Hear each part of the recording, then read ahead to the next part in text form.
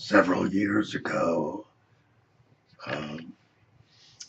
Bob Shambovitz asked me, are you still driving?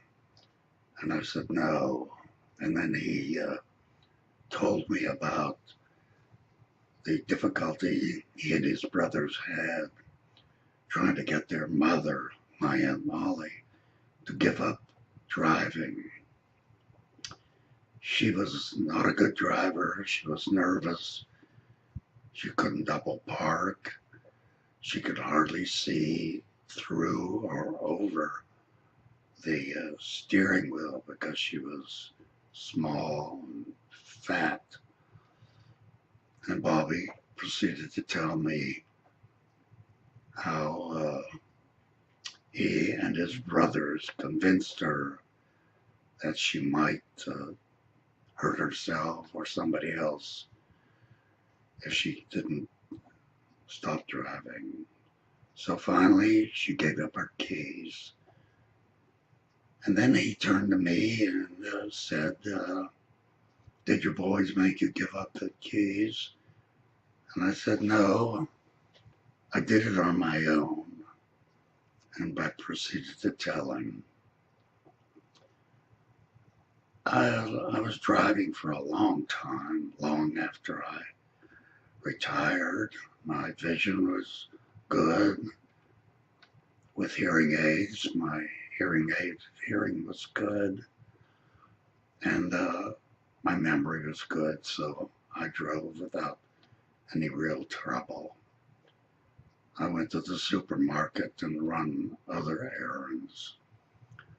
One time, I came back from supermarkets and came to Drummond Street.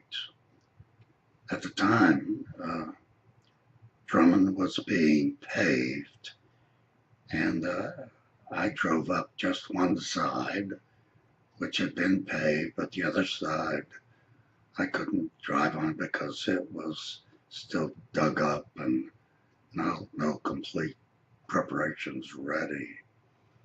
As I drove up Drummond, I couldn't go very far because the first cross street, which was Sewanee, was all dug up. They were going to fix that too. So I slowly backed up and turned into one of the driveways so I could then back up and go back down Drummond. I applied the brake as I neared the end of the driveway.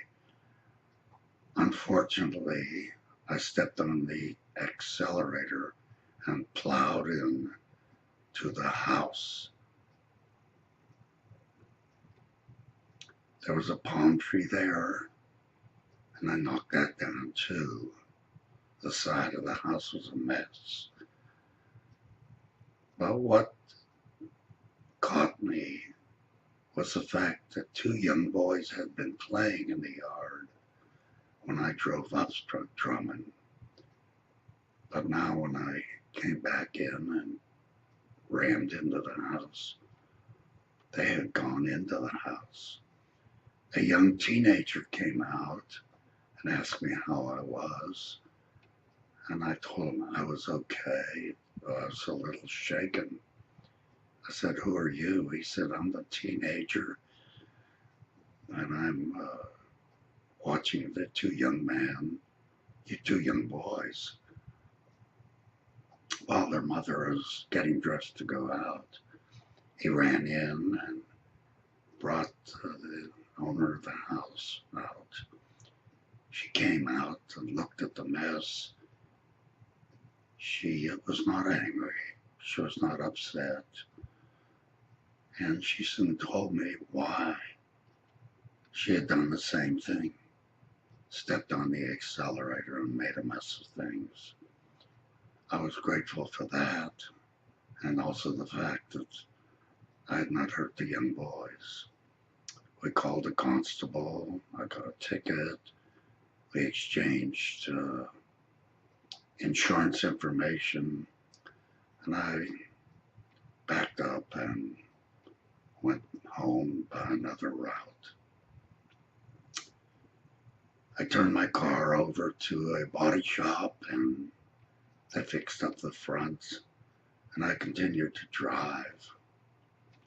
Several weeks later, I went shopping at Kroger.